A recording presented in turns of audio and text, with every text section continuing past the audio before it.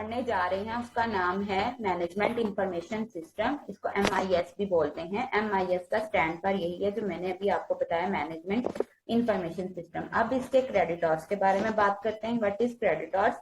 Hours का मतलब घंटे के। इस सब्जेक्ट को हमने एक वीक में कितने घंटे पढ़ना है? 3 आवर्स हमने पढ़ना है इस सब्जेक्ट को। लेकिन अब इसकी डिवीजन कैसे हुई है? ये वाला जो फर्स्ट पोर्शन होता है ये हमें थ्योरी को बेस करवा रहा होता है, और नेक्स्ट जो पोर्शन होता है ये लैब वर्क को करवा रहा होता है। इट्स मीन कि यहाँ पे 3 के 3 हमने जो थ्योरी में लिख दिए हैं ये कंसीडर करवा रहा है कि ये टोटली थ्योरी बेस्ड सब्जेक्ट है। थ्योरी बेस्ड हमारे पास कोर्स मौजूद है और इसमें कोई लैब नहीं है, 0 कंसीडर हो रही है। तो इसमें हम टोटली ये देखेंगे कि हमारे पास ओवरऑल थ्योरी में कि हमारे पास मैनेजमेंट इंफॉर्मेशन क्या है, कितनी चीजों को डिस्कस किया गया है, किन पॉइंट्स को डिस्क्राइब किया गया है।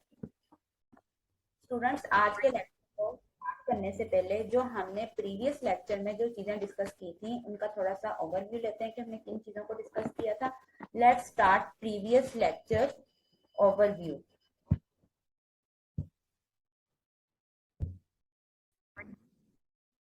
नॉलेज मैनेजमेंट क्या होती है? इसके ऊपर information technology for management Turban ने एक डेफिनेशन दी थी। A process that helps organisation identify, select, organise, disseminate and transfer important information and expertise that are part of organization's memory that typically reside within the organization in an unstructured manner।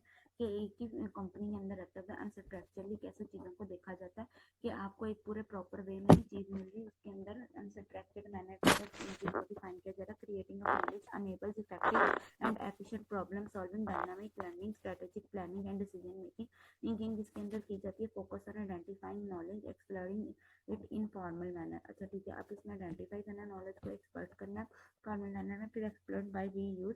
For success of organisation must be exchange among person and the able of grow. किस तरह से हम अपनी organisation को access कर सकते हैं, exchange कर सकते हैं और एबल ऑफ अपनी ग्रो करने के काबिल बना सकते हैं और ऑर्गेनाइजेशन को। नेक्स्ट हमारे पास आता है नॉलेज इक्विजिशन। नॉलेज इक्विजिशन में क्या आता है कि इसमें स्टोर करने documents, reports, presentation, best practice आती है। अनस्ट्रक्चर्ड डॉक्यूमेंट्स आते हैं। डेवलप करते हैं ऑनलाइन एक्सपर्ट डॉक्यूमेंट्स को, नेटवर्क को, कि ऑनलाइन जितने भी हमारे पास एक्सपर्ट नेटवर्क सिस्टम है वो इसके अंदर डेवलप किए जाते हैं। Creating knowledge, tracking data from TPS and external sources. External sources या TPS यानी फाइल प्रोसेसिंग सिस्टम जो होती है, ट्रांजैक्शन प्रोसेसिंग सिस्टम के थ्रू इस पर डाटा को ट्रैक किया जाता है कि डाटा किधर मौजूद है, कहाँ तक पहुँच गया, कितनी उसके ऊपर फर्दर वर्किंग हो गई कर लिया। नेक्स्ट हमारे पास आती है नॉलेज स्टोरेज। नॉलेज स्टोरेज में डॉक्यूमेंट्स, डेटाबेसेस आ जाती हैं। Role of management. Role of management में कौन कौन सी चीज़ें आती हैं? इनमें support development, encourage, reward. Support development of panelled knowledge storage system, encourage development of corporate wide schemas or for indexing documents. Reward implies for taking time to update and store documents properly। जो sport development है उसके अंदर plan किया जाता है। Storage system के अंदर encourage करते हैं डेवलपमेंट को कॉपरेट करने के लिए, वाइड स्कीमास को एक्सटेंडिंग इंडेक्स नंबर वाइज करने के लिए, और रिवार्ड जितने भी इम्प्लाइज हैं उनको टाइम टू टाइम अपडेट दी जाती है कि वो अपने डॉक्यूमेंट्स को प्रॉपरली अरेंज कर लें, और अरेंज करने के बाद उनको एक हम लोग रिवार्ड पेश करते हैं कि हाँ जी आपने काम अपना वक्त से परफॉर्म किया। अब नॉलेज मैनेजमेंट की जो डेफिनेशन है set of business process organisation के अंदर क्रिएट आते हैं। Store, transfer and apply. Create, store, transfer and apply main features हैं। नॉलेज मैनेजमेंट की वैल्यू में कौन सी रॉ फैक्ट्स इंफॉर्मेशन आ जाती है? Acquisition, storage, dissemination and application. Acquisition में हमारे पास पहले आती है डिसेमिनेशन। डिसेमिनेशन में पोर्टल्स आ जाते हैं, कुछ ईमेल रिपोर्ट्स, ईमेल की रिपोर्ट्स डाली जाती हैं, सर्च इंजन यानी कि गूगल्स वगैरह, किसी कोलैबोरेशन टूल्स जो कि इसको देखने में काम करते हैं। डायलॉग डिसेमिनेशन टूल में क्या आती है? Information training programme, information system, जितने भी शेयर मैनेजमेंट है मैनेजमेंट को हेल्प करते हैं, अटेंशन कर सकें इंपॉर्टेंट इंफॉर्मेशन के ऊपर। एप्लीकेशन कौन कौन सी हो सकती है? न्यू बिजनेस प्रैक्टिस की, न्यू प्रोडक्ट मार्केट से हमने कोई भी चीज़ न्यूली इन्वेंट करने का हमें नॉलेज के बारे में, इस चीज़ के बारे में एप्लीकेशन देनी पड़ती है, फिर फर्दर वर्किंग परफॉर्म करानी पड़ती है। नेक्स्ट हमारे पास आती है नॉलेज मैनेजमेंट वैल्यू से data and information acquisition, collecting, storing, dissemination, acquire knowledge.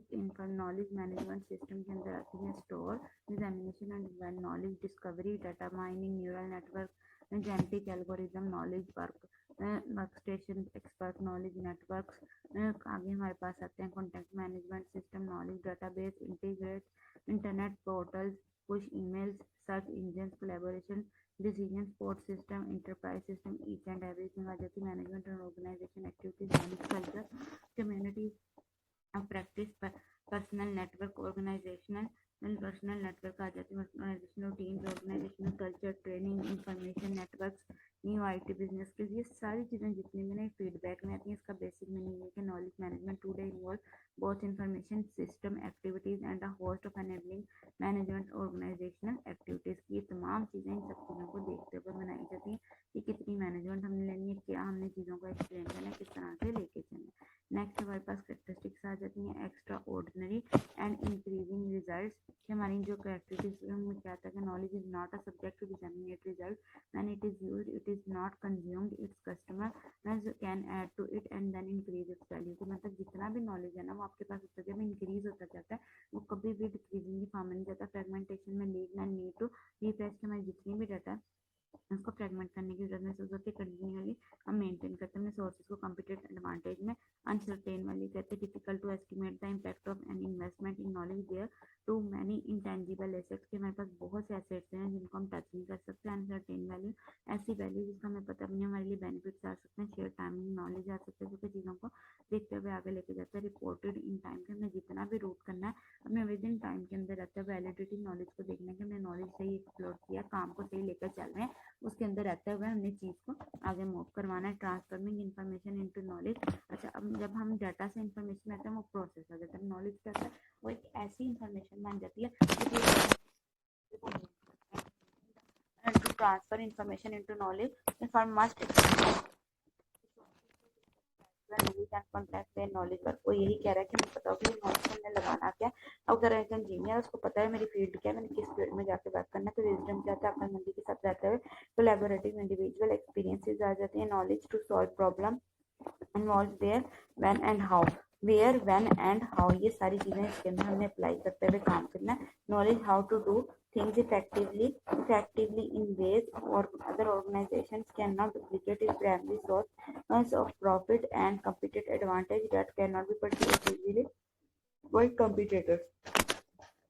हम लोग अपने कंपटीटर से अच्छी तरह जो है इफेक्टिवली वर्क तब शुरू में कर सकते हैं अगर इसका कोई जो डुप्लीकेशन है वो मौजूद ना हो किसी भी सोर्स का। नेक्स्ट आता है introduce the concept of organisational learning यानी कि सेल्फ लर्निंग, जो कि डिस्क्राइब किसको करते हैं, gather, creating and applying knowledge. इन प्रोसेस को ऑर्गेनाइजेशनल लर्निंग में क्या देखी जाती है, process in which organisational learn gain experiences through collection of data, measurement, trial and error, feedback. ये सारी चीजें इसके अंदर आती हैं। एक्सपीरियंस करते हैं जिनमें कलेक्शन ऑफ डाटा, मेजरमेंट्स आते हैं, ट्रायल ली जा सकती हैं, एरर ली जा सकती है, feedback, adjust behaviour to reflect experiences, create करना है इसमें new business pattern, management decision system. ये सारी चीजें इसके अंदर आती हैं कि हमने न्यू बिजनेस का प्रोसेस बनाना है, फिर उनका पैटर्न देखना है, प्रोसेस को देखते हुए ऑर्गेनाइजेशन के अंदर हम इसमें सेल्फ लर्निंग करते हैं। उसके अंदर गैदर, क्रिएट, पहले हमने डाटा कलेक्ट करना है, फिर उसके बाद क्रिएट करना है, नॉलेज अप्लाई करते हुए अपने पर्पस को अचीव करना है। ये हमारा बेसिक पर्पस होता है। नॉलेज मैनेजमेंट सिस्टम की जो कैटेगरीज आती हैं मेजर, अब हम उसको देखते हैं कि कौन कौन सी मेजर कैटेगरीज हमारे पास आती हैं। 3 major categories of knowledge management system. Number 1 enterprise wide knowledge management system, number 2 knowledge work system, number 3 intelligent enterprise knowledge wide knowledge management system, general purpose wide firm wide effort to collect, store, distribute and digital content and knowledge. ये तमाम चीज़ों को देखते हुए work करता है कि हमारी एफर्ट कैसे जा रही है, कलेक्ट कैसे करें, स्टोर क्या करें और चीज़ों को किस तरह से डिस्ट्रीब्यूट कर रहे हैं, उसका नॉलेज कैसे रख रहे हैं। नॉलेज वर्क सिस्टम में क्या आता है, स्पेशलाइज सिस्टम जितने भी हम बिल्ड किए जाते हैं इंजीनियर, साइंटिस्ट और अदर नॉलेज के लिए, जो कि वर्क करते हैं charge with discovering and creating new knowledge.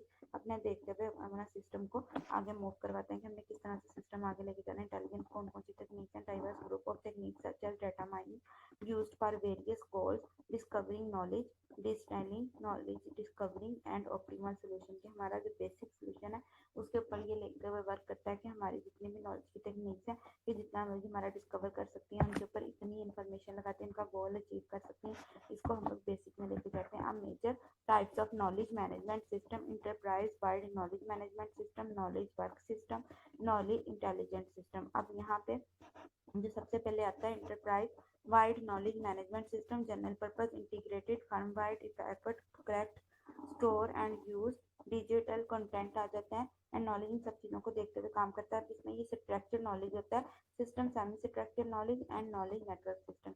इनके स्ट्रक्चर भी होता है, कुछ सेमी स्ट्रक्चर चीज़ें भी थी, इसको स्ट्रक्चर एंड स्ट्रक्चर को इकट्ठा करके सेमी स्ट्रक्चर का नाम दिया गया। नॉलेज वर्क सिस्टम में क्या आता है, स्पेशलाइज्ड वर्क स्टेशन आते हैं, सिस्टम्स इंटरप्राइज आ जाते हैं, engineers and other knowledge workers to create and discover new knowledge, के हमारे नॉलेज को किस तरह से वो लोग डिस्कवर कर सकते हैं, चीज़ों को बराबर लेके जा सकते हैं। Computer aided design, 3D visualisation, virtual reality, investment work station, हमारा किस तरह से इन्वेस्टमेंट वर्क स्टेशन काम कैसे चल रहा है। अब आते हैं इंटेलिजेंस टेक्निक्स पे, वो टेक्निक जिनके ऊपर माइंड लेवल लगाया जाता है, उन टेक्निक्स को देखते हुए फर्दर वर्किंग की जाती है। टूल्स फॉर डिस्कवरिंग पैटर्न, ठीक है, जहाँ पे इंटेलिजेंस का वर्ड आ जाए वहाँ पैटर्न लगते हैं, इनके चीज़ को डिस्कवर करेंगे। लाइक हमने चेयर की पहचान कराएंगे तो वहाँ पैटर्न लगेंगे, न्यूरल नेटवर्क का काम आ जाता है जो कि वहाँ पे डिसीजन मेकिंग करवाता है, यानी कि उन्होंने खुद ही बता दिया expert system, decision making, case based reasoning, fuzzy logic, genetic algorithm, intelligence engine, each and everything करते हैं। 3 categories management system, each can be broken down further into more specialised type of knowledge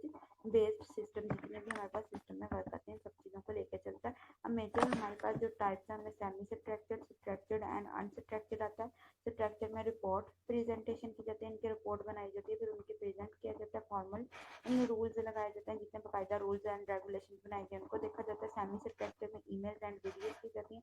unstructured यानी कि टैगड knowledge, ऐसा knowledge जो कि बिखरी हुई form होता है कि हमें ऐसे मिल जाता है कि हमें जब पता लगता है बाद में ऐसा मिल जाए, उसके ऊपर हमने वर्किंग करनी है। 80% of an organisation business content is semi structured और अनस्ट्रक्चर्ड, ठीक है। कहते हैं 80% जितना भी नॉलेज होता है ना वो सेमी स्ट्रक्चर्ड और अनस्ट्रक्चर्ड फॉर्म में होता है, जिसमें डाटा को आगे मूव करवाया जाता है। नेक्स्ट हमारे पास आते हैं enterprise wide content management system. ये क्या काम करते हैं, ये हेल्प करते हैं, कैप्चर करते हैं, store, read, drive, distribute process. अच्छा, इनका जो मेन काम है ना डॉक्यूमेंट्स बनाना है, फिर रिपोर्ट्स बनाने, इनको बेस्ट प्रैक्टिस करनी, सेमी स्ट्रक्चर्ड नॉलेज ईमेल बनाना है, ब्रिंग इन एक्सटर्नल सोर्सेज बनाने, news feed and research, tools for communication and collaboration, अपने टूल्स देखने, कोलैबोरेशन करनी है कम्युनिकेशन के लिए। नेक्स्ट हमारे पास आते हैं इंटरप्राइज कंटेंट मैनेजमेंट सिस्टम।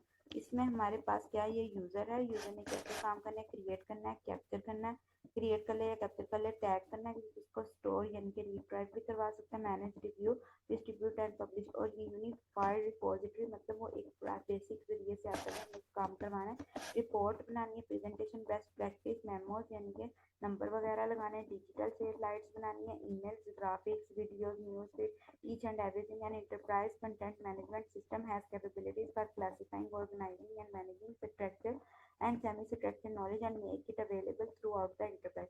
अब enterprise का जहाँ वर्ड आ जाता है ये बिजनेस के साथ डीलिंग करवाता है, इसमें वो कह रहा है कि इसमें कौन कौन सी कैपेबिलिटीज होंगी, हमें क्लासीफाई पता हो कि हमने काम क्या करना है, फिर ऑर्गेनाइजिंग करना है उनको यानी कि एक मैनर में लाना, फिर मैनेज करना, फिर उसके बाद ये स्ट्रक्चर और सेमी स्ट्रक्चर हमने भी पढ़ा कि 80% जितना भी वर्क है स्ट्रक्चर और सेमी स्ट्रक्चर में नॉलेज का किया जाता है और इनको अवेलेबल किया जाता है through out over the business. जितना बिजनेस हमें चाहिए होता है पूरे सिस्टम के साथ तो इसको मैनेज करके हम लोग चलाते हैं। ओवरव्यू ले चुके हुए हैं, अब हम आज जो टॉपिक पढ़ना है उस लेक्चर को स्टार्ट करते हैं। Let's start today's lecture now. Transaction processing system से टीएसपी भी कहते हैं यानी कि ट्रांजैक्शन सिस्टम प्रोसेसिंग। इसमें क्या आता है, द लिमिटेशंस व न्यूमेरियस। हाँ जी, हमारे लिमिटेशंस के बारे में हमें बता दिया जाता है। The problem connected with entering the program and the data to be processed by the computer. इसका प्रॉब्लम क्या होगा, हम जैसे ही प्रोग्राम में एंटर होते हैं हमारा जो कंप्यूटर होता है वो उसके साथ प्रोसेस करना शुरू कर देता है। Progressing of the data and saving the result. हमारा जितना भी डाटा वो क्या करता है उसको सेव करता है, उसके ऊपर जितना भी तक प्रोग्रेसिंग करता है, प्रोग्रेसिंग करने के बाद प्रोसेसिंग करने के बाद काम को आगे लेके जाया जाता है। Distributed the result among the engaged involve individuals. हाँ जी, इंडिविजुअल्स यानी कि 1 by 1 रखते हुए काम करते हैं। Processing speed, memory capacity, problems with design, construction of software, ये सारे प्रॉब्लम्स होनी चाहिए, स्पीड होनी चाहिए, मेमोरी होनी चाहिए, फिर को देखकर सॉफ्टवेयर की वर्किंग कराते हैं। Each of the constructed system was separate which sometimes resulted in entering the same data within an organization in a multiple way and frequently in different formats. तो हम लोग क्या करते हैं कि हर जो डाटा कंस्ट्रक्ट किया होता है उसको हम सेपरेट करते हैं पहले, फिर उसका रिजल्ट देखेंगे एक ऑर्गेनाइजेशन में क्या आया, फिर उनके मल्टीपल वेज हैं, हम सबको डिफरेंट फॉर्मेट्स में देखते हुए वर्क करवाएंगे। अदर डिफिकल्टीज कौन कौन सी हमें आ सकती हैं, were using unreliable input media with the long term processing and spreading the user from processing the data on a computer which he could only prepare, कि वो ऐसा डाटा जिसके ऊपर ये अकेले वर्क कर रहा है वो रिलायबल डाटा होता है, लॉन्ग टर्म चलाने के लिए हमें कंप्यूटर जो होता है वो अकेला ही प्रिपेयर करता है और उसके ऊपर रखते हुए वर्क करवाता है। The system were effective in the case math numerical calculations whose finding were interpreted manually. Their usefulness is supporting management was reduced or to spending up numerical calculations के कौन कौन सी calculations कैसे लेके चलते हैं इस हवाले से उनको स्प्रेड करवाया जाता है, काम को आगे बढ़वाया जाता है। नेक्स्ट हमारे पास आता है ट्रांजैक्शन सिस्टम प्रोसेसिंग समराइजिंग। इसमें हमारे पास जो आती है ट्रांजैक्शन प्रोसेसिंग सिस्टम में परफॉर्म करना है, रिकॉर्ड जितनी भी ट्रांजैक्शन गई है ना हमारी डेली की उनको करना है, सेल्स का ऑर्डर क्या आया, कितनी एंट्रीज हमने की, पे रोल क्या आया, शिपिंग क्या आया, ईच एंड एवरीथिंग का हमने रिकॉर्ड रखना होता है। Allow managers to monitor status of operations and relation with external environment. हमारे जितने भी मैनेजर्स हैं उनको हम अलाउ करते हैं कि वो मॉनिटर करें स्टेटस जितना भी ऑपरेशन का और रिलेशन करें एक्सटर्नल एनवायरनमेंट के साथ। सर्व ऑपरेशनल लेवल को देखते हुए हम उनको सर्व करते हैं। Serve predefined structured goals and decision making, हम पहले से बने हुए गोल के ऊपर डिसीजन लेते हैं, उनका स्ट्रक्चर बनाते हैं, फिर उनके ऊपर डिसीजन मेकिंग कि हमारा जो गोल है वो सही तरीके से फुलफिल कर पाएंगे, उसकी अचीवमेंट सही तरीके से ले पाएंगे कि नहीं ले पाएंगे, इसके अंदर हम फर्दर वर्किंग करते हैं। नेक्स्ट हमारे पास आती है यहाँ पे इसकी डेफिनेशन आती है ट्रांजैक्शन प्रोसेसिंग सिस्टम की। Transaction processing system support the monitoring, collection, storing, processing and examination of organisation basic business transaction के बेसिक बिजनेस किस तरह से हमें इसके ऊपर काम को लेके चलना है, मॉनिटर करना है, कलेक्ट करना है, स्टोरेज करना है, डाटा को आगे लेके जाना है, बेसिक बिजनेस ट्रांजैक्शन क्या होंगे। It also provides the input data, ये हमें इनपुट डाटा प्रोवाइड करती है। अदर इंफॉर्मेशन सिस्टम को देखते हैं सेवरल जो sometimes several transaction processing system है एग्जिस्ट करते हैं कंपनी के अंदर। ट्रांजैक्शन एंड प्रोसेसिंग सिस्टम जो होते हैं वो क्रिटिकली सक्सेस करते हैं किसी भी ऑर्गेनाइजेशन में, since they support core options आ जाते हैं ऑपरेशन सच एज परचेजिंग और materials, billing customer, preparing a payroll and shipping goods to customers आ जाते हैं कि आपने किस तरह से कस्टमर को देते हुए वर्क करवाना है, चीजों को आगे लेके चलना, आपकी सक्सेस क्या है, मटेरियल्स क्या है, बिलिंग किस तरह से आप लोग कस्टमर्स की कर रहे हैं, सारी चीजें आती हैं। रिटेल स्टोर्स में क्या होता है, पॉइंट ऑफ सेल के मतलब ये आपका जैसा ही पॉइंट आया आपने चीज खरीदी देखिए आपने फौरन पेमेंट कर दी, their sale is completed and information transaction reduce the level of inventory on hand. वो यही कह रहा है कि फौरन खरीदो और तरीके की पेमेंट कर दो।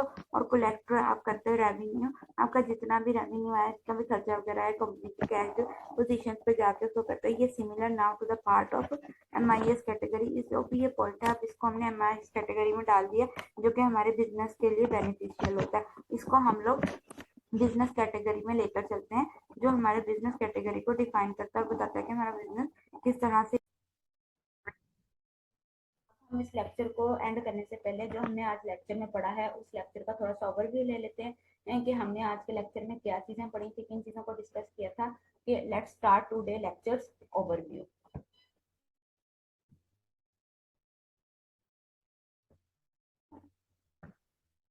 ग्लोबलाइजेशन अपॉर्चुनिटीज, ग्लोबल का जहाँ पे वर्ड आ जाता है इसका मतलब ये होता है कि हमने पूरी दुनिया के साथ कनेक्ट करना अपने आप को और उनके साथ अपॉर्चुनिटीज को देखते हुए वर्किंग में इस चीज को लेकर आना होता है, इसको हम ग्लोबलाइजेशन का नाम देते हैं। नेक्स्ट हमारे पास जो इसकी डिटेल्ड वर्क आता है वो क्या आता है कि how information system are transfer businesses, transforming businesses, किस तरह से इंफॉर्मेशन सिस्टम जितना भी होता है उसको हम बिजनेस में कैसे लेके जा सकते हैं।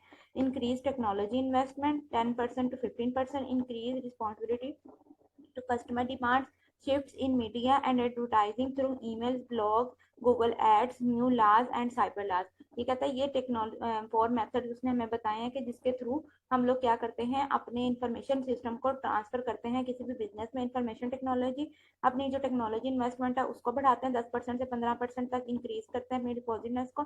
कस्टमर्स की डिमांड के मुताबिक अपने मीडिया या एडवर्टाइजमेंट जितने भी हमारे चल रहे हैं, यानी कि blogs, information, Google ads, etc news के ला, साइबर ला, इन सबको लगा के हम आगे से आगे अपना काम बढ़ाते हैं। नेक्स्ट हमारे पास आते हैं ग्लोबलाइजेशन अपॉर्चुनिटीज में। Internet has drastically reduce cost of operating on global scale. अच्छा, इंटरनेट में हमारे पास क्या होती है कि जितनी भी ग्लोबल सेल्स हैं ये उनको आहिस्ता आहिस्ता करके रिड्यूस करना शुरू कर देता है, जिसकी वजह से क्या होता है, हमारा ऑपरेटिंग सिस्टम पे भी ग्लोबल लेवल पे भी बहुत ज़्यादा इफेक्ट पड़ रहा होता है कि, और हमारी कॉस्ट पे इफेक्ट पड़ता है, जिसकी वजह से हमें चीज़ों का सामना करने में, कौन से ऑपरेशनल कॉस्ट में या किन चीज़ों में हमें कमी या पेशी आती है, सारी चीज़ें हम लोग इसमें देखेंगे। रिड्यूस्ड ग्लोबल रिड्यूस ग्लोबल आ जाते हैं ऑपरेशनल कॉस्ट, हमारी ग्लोबल लेवल पे ऑपरेशनल कॉस्ट हमारी कम हो जाती है। वर्ल्ड वाइड मार्केट प्लेस में क्या आता है, पूरी दुनिया के साथ हमारी market place value customer customer supplier, finding lower cost suppliers, managing production facility in other countries. हाँ जी, अब हमने यहाँ पे क्या करना है कि हमारे पास जितने भी लो कॉस्ट के सप्लायर्स हैं उनको मैनेज करना है, उनके प्रोडक्ट फैसिलिटी को, फिर उसके बाद वैलिडिटी जितनी भी हमारी है, यानी कि जो उस चीज़ को बना रही है, दूसरी कंट्रीज में सप्लाई कर रही है या उनका जो काम चला रही है, उनकी ऑर्गेनाइजेशन को चला रही है, उसको हम लोगों ने मैनेज करना। नेक्स्ट हमारे पास आता है in the emerging fully digital form. कौन सी आ जाती है, significant business relationships are digitally enabled and mediated. अच्छा, यहाँ पे कहते हैं कि जितने भी सिग्निफिकेंट का जहाँ पे वर्ड आ जाता है उसका मतलब होता है इंपॉर्टेंट होना। हमारा जितना भी डाटा है वो इंपॉर्टेंट एक रिलेशनशिप बनाता है, अनेबल करता है हमारे मीडिया को किसके साथ, कि हम लोग अपना बिजनेस रिलेशनशिप जो होता है उसको इंक्रीज कर सकें। Core business process are accomplish through digital network. Digital network के थ्रू हम अपने बिजनेस का जो प्रोसेस है अकॉम्प्लिश यानी कि फॉरवर्ड अपने बिजनेस प्रोसेस को कंप्लीट कर सकते हैं। की corporate assets are manage digitally. जितना भी एसेट्स है हमारा उनको हम डिजिटली मैनेज करते हैं, यानी कि हमने उनके लिए पेपर वर्क मैनुअली नहीं करना, सारा काम कंप्यूटराइज्ड करते हैं। इसको हम की कॉर्पोरेट एसेट्स कहते हैं कि जो हमारे मैनेज करवा रहे हैं चीज़ों को। डिजिटल फंड्स ऑफर ग्रेटेस्ट हाँ देती हैं flexibility in organisation and management. हाँ जी, यहाँ पे जितनी भी डिजिटल फंड्स हैं वो हमें ग्रेटर फ्लेक्सिबिलिटी यानी कि हमें फ्लेक्सिबिलिटी के चांसेस एक ऑर्गेनाइजेशन और मैनेजमेंट में बहुत ज़्यादा देते हैं। इनमें time shifting, space shifting, etc, ये सारा कुछ इसके अंदर इन्वॉल्व होता है। नेक्स्ट हमारे पास आता है growing interdependence between ability to use information technology and ability to implement corporate strategies and achieve corporate goals. Business firms invest heavily in information system to achieve 6 business opportunities आ जाती हैं। यहाँ पे बिजनेस के ऑब्जेक्टिव्स रहते हैं कि जितना भी हमारी इंडिपेंडेंस है एबिलिटी को यूज करने की इंफॉर्मेशन में, या फिर वो एबिलिटी जो कि हमारी स्ट्रेटेजी के साथ कोऑपरेट करवाती है, हमारे डाटा को आगे से आगे लेकर जाती है, वो हैवीली इंफॉर्मेशन सिस्टम को अचीव करते हैं। उनकी 6 बिजनेस स्ट्रेटेजीज ऑब्जेक्टिव होते हैं। Number 1 operational excellence, number 2 new product services and business models, number 3 customers and suppliers intimacy formality, and number 4 improved decision making, number 5 competitive advantage, number 6 survival. अब number 1 पे जो है operational excellence, operational से मुराद ये है कि हमने उसकी फंक्शनैलिटी, उसके ऑपरेशंस को देखना है, उनको जज करना है। एक्सीलेंस से मुराद के बेहतरीन अंदाज में उनकी एफिशिएंसी को देखते हुए काम को आगे लेके जाना है। Use as tool to achieve higher efficiency and productivity, हमें ये टूल्स एंड हायर एफिशिएंसी जो होगी उसको देखते हुए वर्क को आगे लेके जाना है कि हमारी जो एफिशिएंसी है, ये चीज़ है, वो कैसे वर्क कर रही है, वो एफिशिएंटली चल भी रही है कि नहीं चल रही, उसकी प्रोडक्टिविटी क्या है, किस तरह से वो काम को आगे लेके जा रहे हैं। New product services and business model.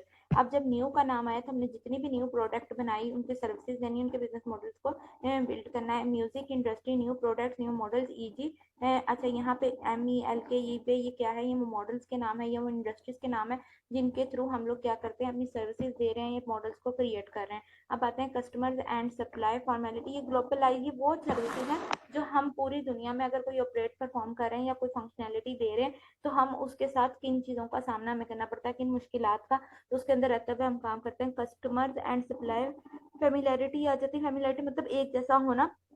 Hotels keep customers information, Amazon customer tracking आ जाती है। कस्टमर की ट्रैकिंग उनके इंफॉर्मेशन सिस्टम को देखा जाता है कि हमारा इंफॉर्मेशन सिस्टम है वो कैसे वर्क कर रहा है, वो किस तरह रखते हुए आगे चीज़ों को लेके जा रहा है। इम्प्रूव्ड डिसीजन मेकिंग, हमने डिसीजन मेकिंग कैसे करनी है चीज़ के अंदर, फैसला कौन अंदाज में काम कैसे चलना है। Best guesses with right decision. अच्छा, यहाँ पे वो कहता है कि आपको ये सबसे इंपॉर्टेंट चीज़ है कि आप जो काम कर रहे हैं उसके ऊपर आपने गेस जो है वो बेस्ट लेना है, डिसीजन आपका राइट होना चाहिए, उसके थ्रू आप इंफॉर्मेशन ले रहे हैं through right info at the rate of right time, यानी कि आपने राइट इन्फो ली है, बिल्कुल सही इंफॉर्मेशन ली है और ट्रू टाइम पे जाके आप उस चीज़ की इंफॉर्मेशन आगे पहुंचा रहे हैं। कंपिटेटिव एडवांटेज वो एडवांटेज होता है जो पूरी दुनिया के साथ आपको कम्पीट करवा रहा है, आपकी थिंग्स को एक जगह से दूसरी जगह बेटर वे में लेके जा रहा है, doing the things better than others. हाँ जी, हमारी जो थिंग्स हैं या ज़रूरतें हैं, चीज़ें, उनको दूसरों की निस्बत ये बेहतर बनाता है, उनके अंदर फैसिलिटीज़ पैदा करता है कि हमारी चीज़ें आगे से आगे कैसे मूव कर सकती हैं। अब आते हैं सर्वाइवल। जहाँ पे सर्वाइवल हो जाए तो सर्वाइवल का जो लफ्ज़ी मीनिंग है वो ये है हमारे पास कि किसी चीज़ को रहते हुए हमने सर्वाइव करना, उनकी चीज़ों को समझना कि हाँ इसमें ये प्रॉब्लम्स आ रही हैं, उसी के अंदर रहते हुए उस कैटेगरीज को अंडरस्टैंड करना। IT is necessary item to survive easy bank. हाँ जी, आईटी क्या है, बहुत ही नेसेसरी आइटम है जिसके बगैर हम क्या अपनी इंडस्ट्रीज को, अपनी चीज़ों को इन्वॉल्व किए बगैर आगे नहीं चला सकते। इसमें बैंक्स में आईटी का होना बहुत जरूरी है, तभी हम ऑनलाइन बैंकिंग वगैरह ईटीसी फंक्शन परफॉर्म कर सकते हैं। Role of information system in business today, क्या इंफॉर्मेशन सिस्टम में क्या रोल है बिजनेस के today. The interdependence between organisation and information technology, क्या क्या है business strategy objective, software hardware management system, data management and telecommunication information system business है। यानी कि ये वो टूल्स एंड ऑर्गेनाइजेशन है जो एक ऑर्गेनाइजेशन के अंदर रहते हुए आपको किसी सॉफ्टवेयर के साथ डीलिंग कराते हैं, फिर उन सॉफ्टवेयर के साथ आपको काम करते हैं। तीन चीज़ों की जरूरत पड़ती है, यानी कि आपका हार्डवेयर भी होना चाहिए, फ्री आप कर सकते हैं, डाटा मैनेजमेंट का आपको सॉफ्टवेयर चाहिए, फिर टेलीकम्युनिकेशन के इंटरनेट चाहिए। ये सारी चीज़ें आप एक ऑर्गेनाइजेशन के अंदर रहते हुए काम को परफॉर्म करवाते हैं। There is a growing interdependence between a firm's information system and its business capabilities. Charges in strategy, rules, and business processes increasingly require changes in hardware, software, databases, and telecommunication. Often, what the organization would like to do depends on what its system will permit it to do. जब हमारा system grow करता है वो किसके अंदर depend करते हुए grow करता है, एक फर्म का वो एक इंफॉर्मेशन सिस्टम से ग्रो करता है कि हमारा जो बिजनेस की कैपेबिलिटीज है उनके अंदर क्या चल रहा है, उनके अंदर क्या चेंजेस आ रही हैं, किस तरह से हम उस सिस्टम को वर्क करवा रहे हैं, उनके अंदर स्ट्रेटेजीज, रूल्स एंड रेगुलेशन किस तरह से लेकर चल रहे हैं, वो किस तरह से हमारी जो चीज़ें हैं उनके अंदर रिक्वायर चेंज कर रही हैं। अब ये बता रहे हैं कि हमें किन चीज़ों के अंदर जो ज़रूरत पड़ती है रिक्वायर करने के लिए, मतलब चेंजेस लाने के लिए, उनमें हार्डवेयर आता है, सॉफ्टवेयर, डाटाबेसेस एंड टेलीकम्युनिकेशन, ये सारी चीज़ें आती हैं।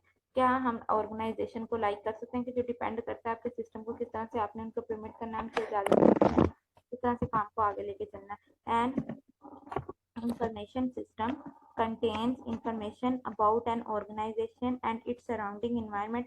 Basic activities, input, processing, and output produce the information. Organization need feedback is output returned to appropriate people or activities in the organization to evaluate and refine the input. Environmental actors such as customers, suppliers, competitors, stakeholders, and regulatory agencies interact with the organization and its information system.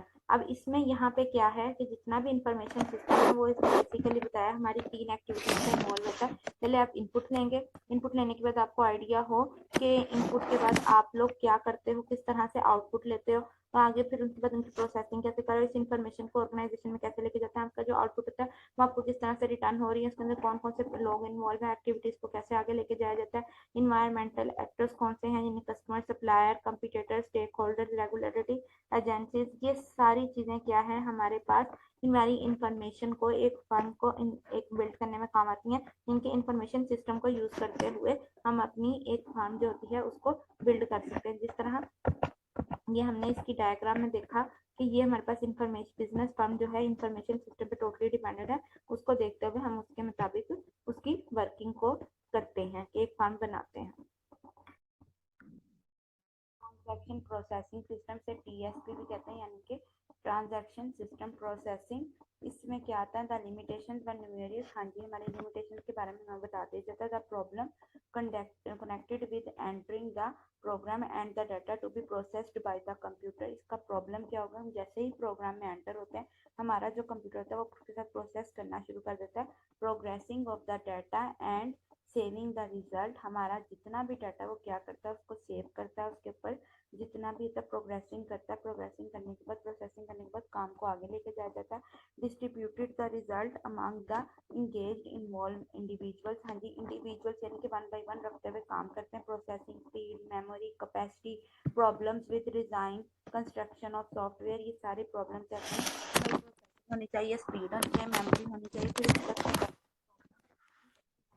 चीजों को देखकर software की working कराते हैं। Each of the constructed system were separate which sometimes resulted in entering the same data within an organization in a multiple way and frequently in different formats। तो हम लोग क्या करते हैं कि हर जो डाटा कंस्ट्रक्ट किया होता है उसको हम सेपरेट करते हैं, पहले फिर उसका रिजल्ट देखेंगे एक ऑर्गेनाइजेशन में क्या आया, फिर उनके मल्टीपल वेज हैं, हम सबको डिफरेंट फॉर्मेट्स में देखते हुए वर्क करवाएंगे। अदर डिफिकल्टीज कौन कौन सी हमें आ सकती हैं, were using unreliable input media with the long term processing and spreading the user from processing the data on a computer which he could only prepare, कि वो ऐसा डाटा जिसके ऊपर ये अकेले वर्क कर रहा है वो रिलायबल डाटा होता है और लॉन्ग टर्म चलाने के लिए हमें कंप्यूटर जो होता है वो अकेला ही प्रिपेयर करता है और उसके ऊपर रखते हुए वर्क करवाता है। The system were effective in the case math numerical calculations whose finding were interpreted manually, their usefulness is supporting management was reduced or to spending up numerical calculations के कौन कौन सी calculations कैसे लेके चलते हैं इस हवाले से उनको स्प्रेड करवाया जाता है, काम को आगे बढ़वाया जाता है। नेक्स्ट हमारे पास आता है ट्रांजैक्शन सिस्टम प्रोसेसिंग समराइजिंग, इसमें हमारे पास जो आती है ट्रांजैक्शन प्रोसेसिंग सिस्टम में परफॉर्म करना है, रिकॉर्ड जितनी भी ट्रांजैक्शन गई है ना हमारी डेली की उनको करना है, सेल्स का ऑर्डर क्या आया, कितनी एंट्रीज हमने की, पे रोल क्या आया, शिपिंग क्या आया, ईच एंड एवरीथिंग का हमने रिकॉर्ड रखना होता है। Allow managers to monitor status of operations and relation with external environment, हमारे जितने भी मैनेजर्स हैं उनको हम अलाउ करते हैं कि वो मॉनिटर करें स्टेटस जितना भी ऑपरेशन का और रिलेशन करें एक्सटर्नल एनवायरनमेंट के साथ। सर्व ऑपरेशनल लेवल को देखते हुए हम उनको सर्व करते हैं। Serve predefined structured goals and decision making, हम पहले से बने हुए गोल के ऊपर डिसीजन लेते हैं, उनका स्ट्रक्चर बनाते हैं, फिर उनके ऊपर डिसीजन मेकिंग कि हमारा जो गोल है वो सही तरीके से फुलफिल कर पाएंगे, उसकी अचीवमेंट सही तरीके से ले पाएंगे कि नहीं ले पाएंगे, इसके अंदर हम फर्दर वर्किंग करते हैं। नेक्स्ट हमारे पास आती है यहाँ पे इसकी डेफिनेशन आती है ट्रांजैक्शन प्रोसेसिंग सिस्टम की। Transaction processing system support the monitoring, collection, storing, processing and examination of organisation basic business transaction के basic business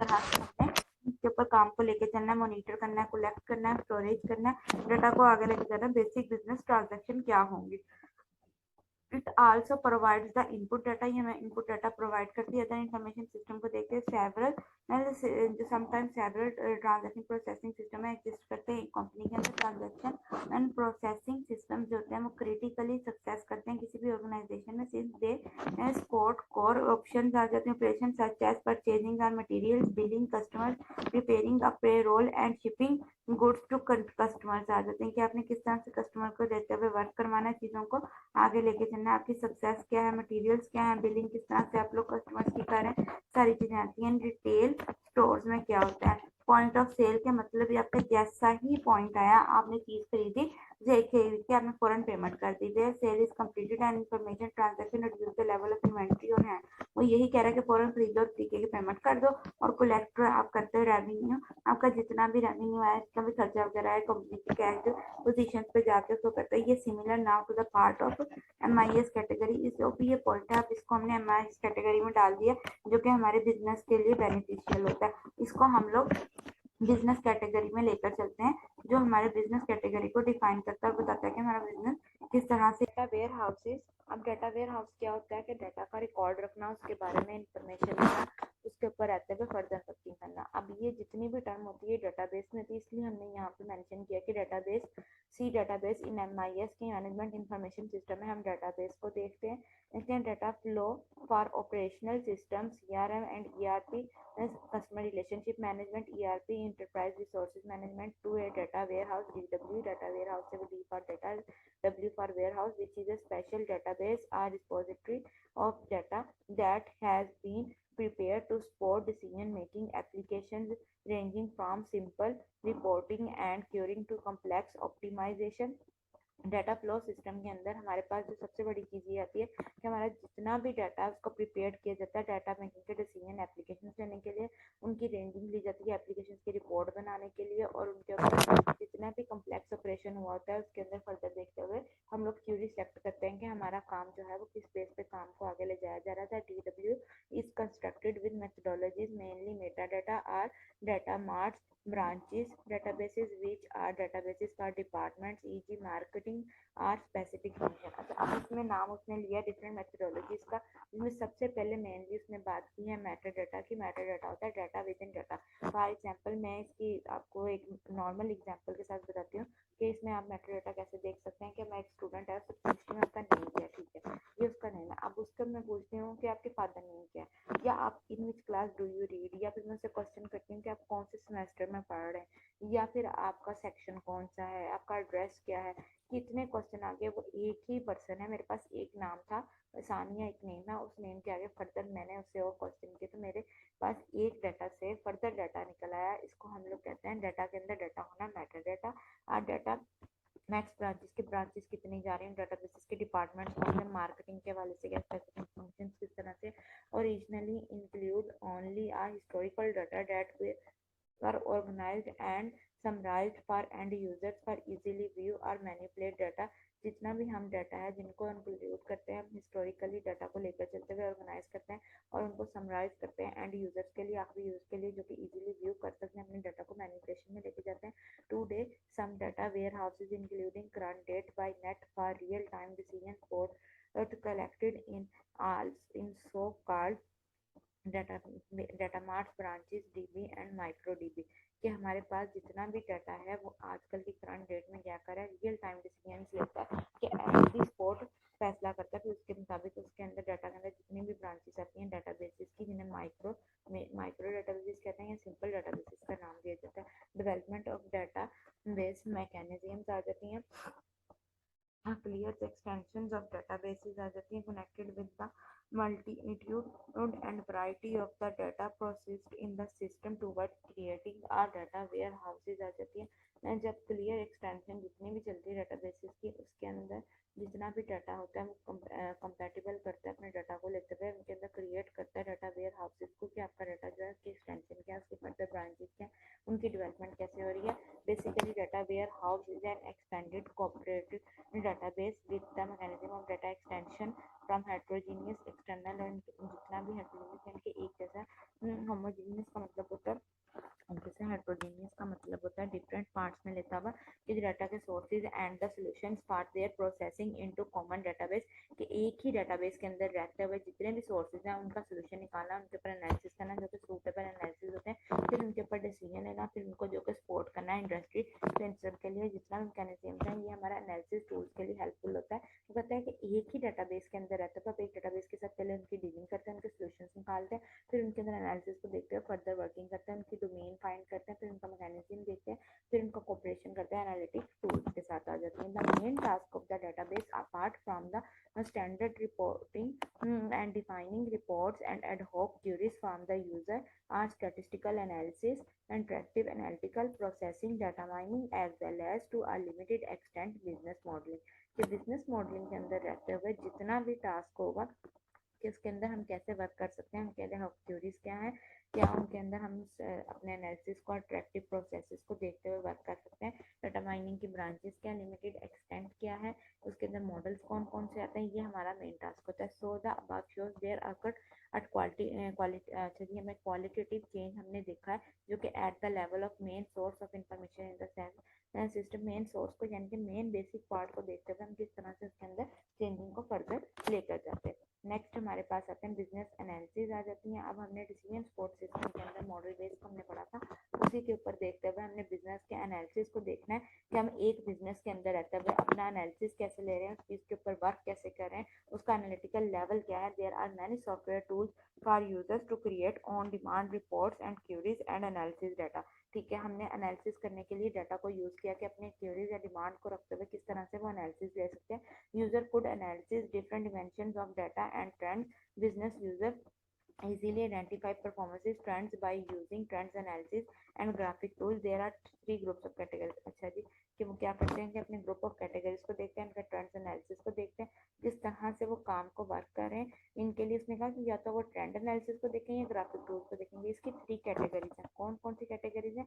number 1 report and queries, number 2 advance analysis, number 3 data text and web mining आ जाती है। जब report and queries का word आता है तो इसके नाम से जाहिर है कि जितना भी डाटा हमने डिस्कवरी किया, इन्फॉर्मेशन किया, उनको मल्टी डिमेंशनल लगाया, तो वो सारा डाटा यानी कि आपने रिपोर्ट बनानी है, उसके ऊपर फर्दर रहते हुए उसका मेन पॉइंट सर्च करके उसके अंदर वर्किंग करनी है। एनालिसिस के अंदर क्या करते हैं, हमने अपने स्टैटिस्टिकल, फाइनेंशियल, मैथमेटिकल जितने भी मॉडल्स होते हैं उन सबका एनालिसिस करके देखना है कि हमारा डाटा एंड इन्फॉर्मेशन किस वे में वर्क कर रहा है और किस तरह से हमें उसके बारे में इन्फॉर्मेशन मिली। Data text and web mining क्या होता है कि ऐसा डाटा जिसके अंदर हम सर्च करते हैं कि हमारा अम्बिवियस रिलेशनशिप क्या है, इन्फॉर्मेशन क्या है, हमारा लार्ज डाटाबेस किस तरह से इंटेलिजेंटली टूल को लेकर चल रहा है, इसमें न्यूरल कंप्यूटिंग क्या है, एडवांस स्टैटिस्टिकल मॉडल कौन से हैं, हमें क्वांटिटेटिव डाटा या टेक्स्ट वेब डाटा इस तरह से हमें कैसे लेकर चल रहा है, किस तरह से हम इसके अंदर रहते हुए वर्क को आगे मूव करवा रहे हैं।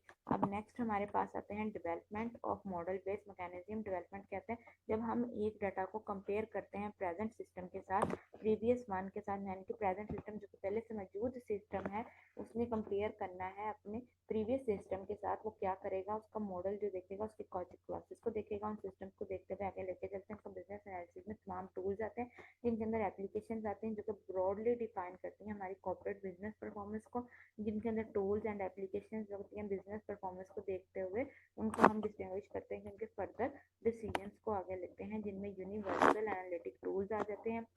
यूनिवर्सली हमने चीज को कैसे लेके जाना है, एनालिसिस कैसे करना है। Tools use for the analysis of septal data stored in the septal information system. किस इंफॉर्मेशन सिस्टम के अंदर रहते हुए हमारा जो एक पार्ट है इसके अंदर डाटा कैसे वर्क कर रहा है, उसका डाटा कैसे रखा जा रहा है, उसकी इंफॉर्मेशन कहाँ से लेके जा रही है। एनालिसिस इंफॉर्मेशन में हमने स्पेसिफिक एरिया देखना है जिसके अंदर फाइनेंशियल मैनेजमेंट है, स्ट्रेटेजी मैनेजमेंट है, कैसा है, ह्यूमन में जब भी आते तब एम्प्लॉयज वगैरह आ जाते हैं। हमारा स्ट्रेटेजी कैसे चल रही, सप्लाई चेन मैनेजमेंट क्या चल रहा है, किस तरह से हम लोग इसके अंदर रहते हैं। इंटरनेशन एंड डिवाइसेस आ जाते हैं कि फाइनल कंपोनेंट जितना भी होता है business intelligence, pi stands for business intelligence, किसके ऊपर बेस करता है, मेथोडोलॉजीज के ऊपर, जिसमें फ्रेमवर्क आता है जो हम डिफाइन करते हैं, इम्प्लीमेंट करते हैं, मैनेजिंग करते हैं, इंटरप्राइज करते हैं। तमाम किसके साथ लिंक करते हैं, फैक्चुअल मेयर्स हैं कि हमारे फैक्चुअल मेयर्स के अंदर रहते हुए किस तरह से डाटा वर्क करता है, डाटा को आगे ले जाया जाता है, चीज़ों को कैसे एक्सप्लेन। हमारे पास आता है user interface, dashboard and other information broadcasting tools के। हमारे पास डैशबोर्ड में किस तरह से काम हम आगे लेके जाते हैं, जितनी भी हमारे इंफॉर्मेशन टूल्स हैं जिनके साथ हम यूजर के साथ डीलिंग कर सकते हैं, इनमें हमारे पास प्रेजेंट करते हैं ग्राफ, चार्ट्स, टेबल जो कि परफॉर्मेंसेस को शो करते हैं, और डिजायर्ड लेवल मैट्रिसेस का जो फर्स्ट ग्लांस होता है कि हमारे पास क्या, हमारा डिजिटल कॉकटेल क्या चल रहा है, हमारे पास उनके पास कॉर्पोरेट पोर्ट्रेट्स क्या, विजुअलाइजेशन टूल जिनके जरिए हम डाटा को देख सकते हैं, उनका व्यू कर सकते हैं कौन से टूल्स जा रहे हैं। अब हमारे आते हैं नॉलेज डिस्कवरी इन डेटाबेस, केडीडी। अच्छा, ये डाटा माइनिंग में हो जाता है कि नॉलेज डिस्कवरी टूल क्या है जिसके जरिए हम इंफॉर्मेशन को एक्सट्रैक्ट कर सकते हैं। हम देख सकते हैं कि हमारी जो वॉल्यूम ऑफ डाटा है वो क्या है, डॉक्यूमेंट्स किस तरह से चल रहे हैं, हमारा एक्सट्रैक्शन लेवल क्या है, हमारे पास डाटा को एक्सप्लोर करने का या उनका पैटर्न कैसे बन रहा है। फिर उसके बाद हम देखेंगे तमाम एक्टिविटीज जितनी भी ऑटोमेटिकली हमें अलाउ करती हैं अपने डिस्कवरी करने में, प्रोग्रामर्स को आगे काम को ले जाने में। Data often are deeply buried within very large databases, के हम लोग एक ही डाटाबेस के अंदर रहते हुए वर्क करते हैं, होल वेयर हाउसेस को देखते हैं, हमें डॉक्यूमेंट्स को देखते हैं, उनके अंदर नॉलेज के अंदर फर्दर वर्किंग करते हैं कि कितना कंटेन कर रहा है डाटा, इन्फॉर्मेशन या नॉलेज गैदर कर सकते हैं बहुत सारे ईयर्स में। डाटा माइनिंग क्या है, वो प्रोसेस जिसके अंदर हम अपने डाटा को, यानी कि माइनिंग का मतलब है वो खोजना, और ये प्रोसेस के अंदर रहते हैं। कंपोनेंट्स पे आते हैं। कंपोनेंट कंपोनेंट्स में हमारे पास डाटा सोर्सेज आते हैं, जो कि टेक्निकल स्टाफ आता है, build the data warehouse, organising, summarising and standardisation. Data warehouse environment में फीचर कंपोनेंट्स, इंटेलिजेंस कंपोनेंट्स आते हैं, business analytic environment, business user access, multiplication, manipulation result आ जाती हैं, performances and strategy managers, executive business performances management, strategies कौन कौन सी जा रही हैं उसके ऊपर रहते हुए कैसे वर्क कर रहा है, यूजर इंटरफेस, ब्राउजर पोर्टल के यूजर के अंदर कैसा इंटरफेस बनाता है, ब्राउजर का पोर्टल अंदर ये डाटा वो कैसे काम करता है। पहले हमने एनवायरनमेंट देखा, फिर बिजनेस का एनालिसिस कराया, उनके ऊपर स्ट्रेटेजीज देखी, उनका काम। आज के लेक्चर में भी पॉइंट्स हैं उन सबको हमने डिस्कस कर लिया है, उन सबको हम क्लियरली अंडरस्टैंड कर चुके हैं, उनका ओवरव्यू देख चुके हैं, प्रीवियस का ओवरव्यू देख चुके हैं, अच्छी तरह हर पॉइंट को डिस्कस कर चुके हैं, उनको हमने डिस्क्राइब कर लिया, एलैबोरेट कर लिया है। Now this is end of the lecture. Allah Hafiz.